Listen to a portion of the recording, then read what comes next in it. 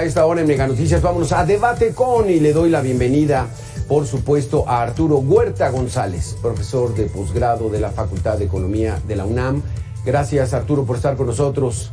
Y también está Horacio Esquivel, catedrático de la UNAM. Gracias también por estar con nosotros, Gustavo. Aquí, Horacio, aquí vamos a una situación. Queremos entenderlo, Arturo Huerta. ¿Qué es este asunto del castigar a los ahorradores? Pagaban 0.5%, 0.15% de impuesto y ahora se van 10 veces más alto. ¿Qué significa esto?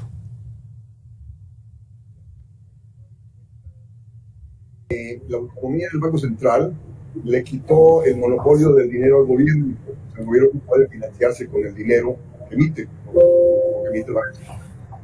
Entonces, esta política obliga al gobierno a que su gasto esté en función de sus ingresos, siendo que en un país soberano que controla la moneda, un gobierno que controla la moneda simplemente gasta y recauda lo que gasta. En cambio aquí, al quitarle el control de la moneda, repito, su gasto pasa a depender de sus ingresos, igual que una empresa, que una familia. Entonces, desde mi perspectiva, el gobierno debería gravar al sector financiero. La banca en los primeros 6 meses de este año vio incrementadas sus ganancias en 138,615 millones de pesos. Fíjate, el gobierno de Italia hace 2 meses, tomando en cuenta las grandes ganancias que la banca está teniendo en todos los países por la alta tasa de interés, le puso un impuesto de 40%. ¿Qué pasaría si en el gobierno, el Congreso, aprobara una legislación de gravar a la banca sus ganancias en 40%? Ahí estaría el gobierno recaudando 55,000 millones de pesos. Ahí no tendría por qué estar eliminando los fideicomisos, esos que se aprobaron ayer en el Congreso, y no estaría incrementando este impuesto de 0.15 a 1.48% a los ahorradores arriba de 150,000 pesos. O sea, yo veo que se ha manejado mal la política fiscal, en este caso la política tributaria, en todo el sexenio, porque la política tributaria es una política redistributiva, donde tienes que gravar al que más gana. Más ha ganado en todo, no solamente en este sexenio, sino en los últimos sexenios, desde los 80 a la fecha, ha sido la banca por las altas tasas de interés que cobra, y es intocable el sector financiero. Entonces, esto debería estar en el debate en el Congreso. Horacio, ¿cómo ves esta situación? Suena de lo más lógico. De un gobierno que se dice no ser neoliberal, pues es cobrarle a los que tienen más, no a alguien que tiene 150,000 pesos ahorrados y que ahora va a tener que pagar 10 veces más por tener su dinero. Y no es de que alguien sea verdaderamente pudiente, ¿no? El que tenga 150,000, si uno vende su carro, pues lo mete al dinero al banco mientras pretende hacer otra transacción y le van a cobrar. Bueno, es que en la perspectiva del gobierno, la gente que ahorra se considera que está muy por encima de pues, lo que ellos llaman la base de la pirámide. Y aquí justamente pues se parte de una concepción ideológica, asumiendo que el hecho de que son ahorradores implica que tienen ciertas condiciones económicas y que favorables y que le permite al gobierno pues elevar esta tasa de 0.15 a 1.48, que se me hace excesiva. Y lo hace también porque es más fácil cobrarle a los que ya tienes cautivos que buscar nuevos, y esto en cualquier mercado, que buscar nuevos agentes que paguen impuestos. Entonces, la causa de todo esto, yo creo que aquí más bien es al revés. La ley de ingresos se hace en función de lo que el gobierno va a gastar, y como pretenden gastar 9.06 billones de pesos para este año, les hacen falta una buena cantidad de recursos, que son casi 2 billones, que representa pues casi el 22% del total del presupuesto. Entonces, por ingresos propios, pues con la cifra de 7.3 no alcanza. Los ingresos petroleros bajan 24% y se van a ubicar en 1 billón. Aquí, afortunadamente, a diferencia de otros ejercicios, la Secretaría de Hacienda se ve bastante conservadora y fija un precio de barril de $56.7, cuando ahorita está en 80. Entonces creo que esto es previsible que el precio del barril aumente, y como ya lo comentaba en su comparecencia Gabriel Llorio, pues le va a dar recursos adicionales al gobierno para poder sufragar toda esta cantidad de gastos que tiene. Y entre ellos, pues ya lo habíamos comentado hace algunas semanas, días, mucho de esto es el costo de las transferencias, que son programas sociales y que representan una cantidad superior al $1 billón. Aquí lo dejaría por el momento, Alberto.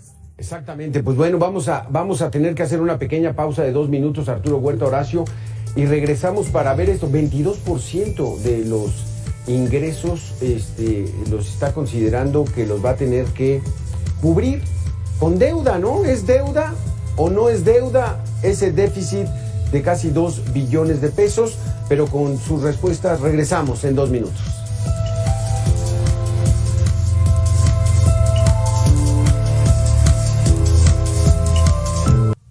Gracias, Arturo. Gracias, Horacio. Arturo Huerta, este déficit que está presentando el paquete económico para el 2024 no es otra cosa más que no me alcanza lo que ingreso para todo el gasto que voy a tener. Y voy a tener que poner déficit de 2 millones de pesos. ¿Ese dinero de dónde sale, Arturo? ¿Es deuda que ya va a adquirir el gobierno para el próximo año? Sí.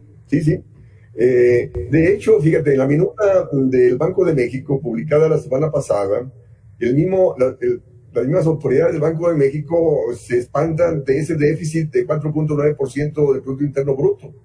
Pero resulta que 3.7% del Producto Interno Bruto, o sea, de ese déficit, es para el pago del servicio de la deuda, ¿no? Y solamente el gobierno está gastando de más, excluyendo el pago del servicio de la deuda, 1.2% del PIB. Desde mi perspectiva, el gobierno debe endeudarse para invertir, que así lo contempla la ley. Y aquí el gobierno se está endeudando para pagar deuda. No por nada las calificadoras internacionales pues no le bajan el grado crediticio al gobierno, porque ellos bien saben que ese déficit es para beneficiar a los acreedores, porque las calificadoras internacionales responden a los intereses de los acreedores, ¿no? Entonces, la cuestión es, esto pasa a evidenciar el mal manejo que por décadas se ha hecho de la política fiscal.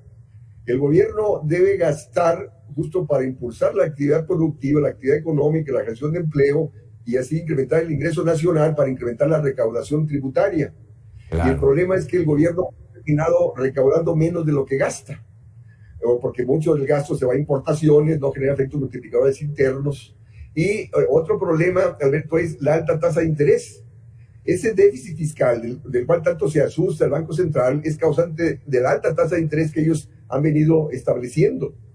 Este incremento de las tasas de interés que incrementa el costo de la deuda tanto al sector público como al sector privado. Entonces tienen que transferir más al pago de la deuda, tanto las empresas como las familias y el gobierno, a costa de disminuir consumo e inversión, de disminuir el gasto y seguir contrayendo la actividad económica. Entonces, el problema es la alta tasa de interés. Si la tasa de interés no fuera tan alta, pues lógico, no sería tan alto el costo del servicio de la deuda y no tendría por qué el gobierno seguirse endeudando en esa magnitud para estar pagando la deuda. Hemos caído en un círculo vicioso. Entonces, la cuestión es de que, desde mi perspectiva, el gobierno debería gastar en inversión, debería gastar para incrementar la producción, impulsar la inversión en el sector agrícola, el sector manufacturero, para así incrementar la actividad económica, que las empresas e individuos ganen más para poder recaudar más. Porque otro elemento que también falla en el Congreso es que se discute primero la ley de ingreso y después la ley de egreso. Y hay un principio keynesiano que determina que el gasto es el que determina el ingreso, ¿no? Entonces, primero se debe discutir el gasto público en la perspectiva de reactivar la economía, porque esa reactivación es la que te va a crear el ingreso, tributario que te financiaría el gasto que tú vas a impulsar. Pero no, aquí parten de la concepción neoliberal de que hay que recaudar para poder gastar. Es el caso de una empresa, de una familia que necesita ese ingreso para poder gastar, pero no el caso de un gobierno soberano que tiene control de la moneda. Pero entonces no entiendo, Arturo Huerta y Horacio, cómo es que el Banco de México se asusta de esta situación si ellos están implantando el 11.25% de las tasas. ¿Por qué no las bajan, Horacio? ¿Por qué siguen con estas medidas neoliberales cuando dicen que no son neoliberales? Bueno, ahí lo que ha dicho Victoria Rodríguez, la gobernadora del Banco de México, es que ellos no pueden bajar la tasa de interés justamente porque, uno, pues el Banco de México en su mandato no está comprometido, a diferencia del caso de Estados Unidos, el Banco de la Reserva Federal, con el crecimiento económico. Y dos, hay preocupaciones porque pudiera haber un rebote de la inflación que ahorita, pues de septiembre ya está en 4.4. La meta es 3%. Entonces, uno, pues no creo que lleguen a la meta de 3%. Dos, 4.4, diría Don Bush, yo creo que ya es más que suficiente, sería una tasa de inflación aceptable para bajar las tasas de referencia que están ahorita muy altas, 11.25, y que, como ya bien explicaba Arturo, le representa al gobierno un costo financiero elevadísimo. Entonces esto lleva a dos cosas: que el gobierno gasta mucho por el servicio de la deuda que tiene ya contratada. Por otro lado, también gasta mucho en transferencias que son los programas sociales, y ahí no hay ningún criterio de diferenciación. Incluso la aumentaron 25% para el año entrante, en el caso de adulto mayor, y también se bajó la edad promedio para ser acreedor a este apoyo de programa social. Y el tercer factor ahí es que se hace universal, es decir, no se diferencia entre una persona como Carlos Slim o un tendero o una persona que habita en una comunidad rural. O sea, con que tengas la edad es suficiente para que puedas acceder a este apoyo. Entonces, esta situación compromete mucho las finanzas, y por otro lado, pues el gobierno tampoco se va a comprometer en el último año de gobierno a hacer una reforma fiscal que obviamente va a tener un costo político muy elevado. ¿Qué hace? Bueno, pues le deja, se plantea este déficit de 5.4% del PIB, y ya de entrada trae un déficit primario que es bastante elevado, cuando ahí el déficit primario, pues normalmente habíamos tenido superávit o un déficit muy pequeño. Este se incrementa y lleva a que el déficit total sea del 5.4. Lo que va a pasar, pues, es que va a dejar una carga muy fuerte para el gobierno entrante, que va a tener, por un lado, que reducir en algún lado, o la otra, ver de qué manera lleva a cabo una reforma fiscal, que, dicho sea de paso, Gabriel Llorio dice que no va a ser necesaria. Yo tengo mis dudas, y creo que no la van a hacer, pero sí sería algo importante. Nada más como último, agregar que de los países miembros de la OCDE, de los cuales México es también participante, pues es el que más baja recaudación tiene entre todos ellos, prácticamente hasta la cola. Híjole, somos el último, Arturo Huerta. Entonces, aquí pues hay algún grado ahí de perversión, por así llamarlo, porque en mi último año dejo las finanzas más o menos, pero ¿cómo le viene para el 2025 ya a la nueva presidenta, y que puede ser de su propio partido? Vamos a hacer una pequeña pausa de 2 minutos para que regresemos con este tema. Si hay déficit de casi 5% para el 2024, ¿cómo vendrá para el 2025? ¿Qué va a hacer el próximo gobierno? Regresamos.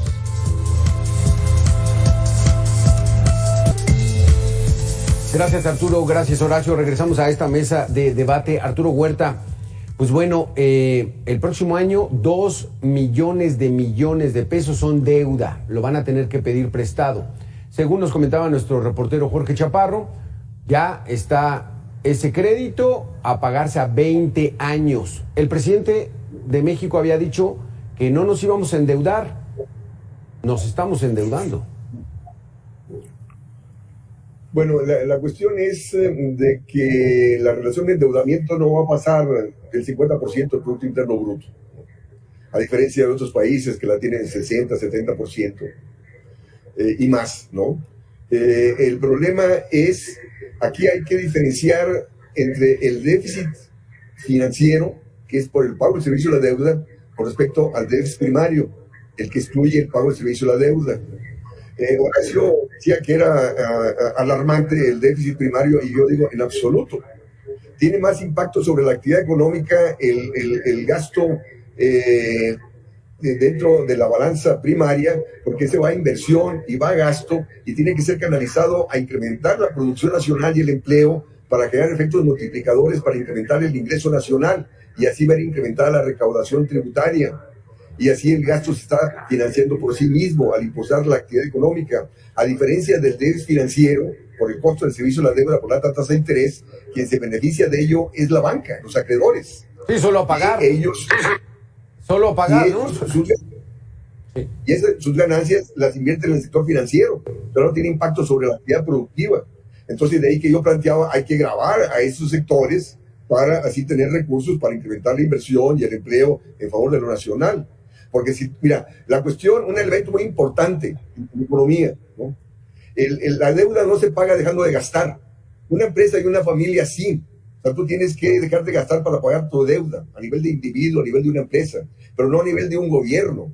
Su gasto es de una magnitud tal que si deja de gastar para pagar la deuda, termina contrayendo la actividad económica, termina afectando el ingreso de las empresas e individuos y termina recaudando menos. Y al recaudar menos, sigue el déficit fiscal y sigue creciendo la deuda.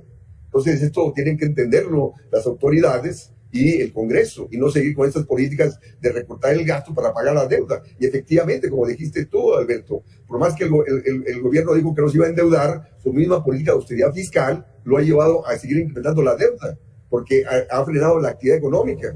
El crecimiento de estos 5 años, tenemos un crecimiento de 0.5% promedio anual del Producto Interno Bruto en estos 5 años. Entonces, por lo tanto, eso se traduce en menor recaudación. Y si eso le aumenta la alta tasa de interés, que está en 11.5, ¿no? Versus crecimiento de ingreso nacional de 0.5, pues lógico, se te dispara el costo de la deuda y casi sin deuda para pagar deuda.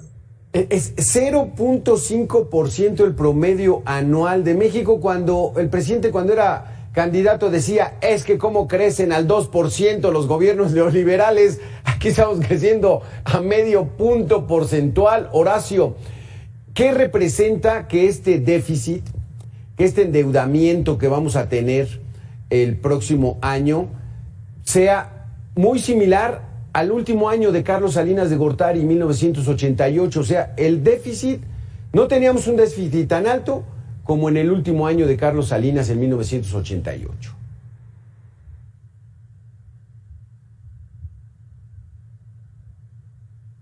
Ay, tu micrófono, Horacio, gracias. Ahí estás.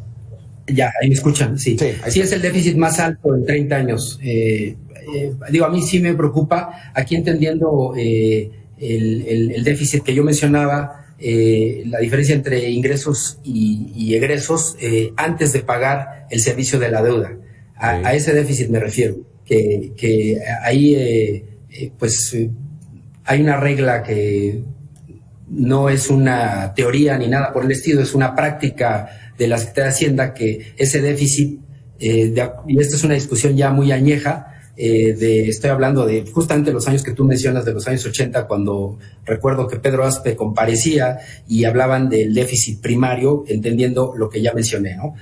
Ahora, efectivamente, este déficit que es muy elevado y que implica un endeudamiento de 1.9 billones, pues ya lo decíamos, va a comprometer de aquí al siguiente año los recursos con los que va a contar la nueva presidenta a partir de que inicie el 1 de octubre. Entonces, coincido con el doctor en que hay que aumentar los ingresos, y la única forma de aumentar los ingresos realmente sin aumentar la base gravable, pues sería creciendo.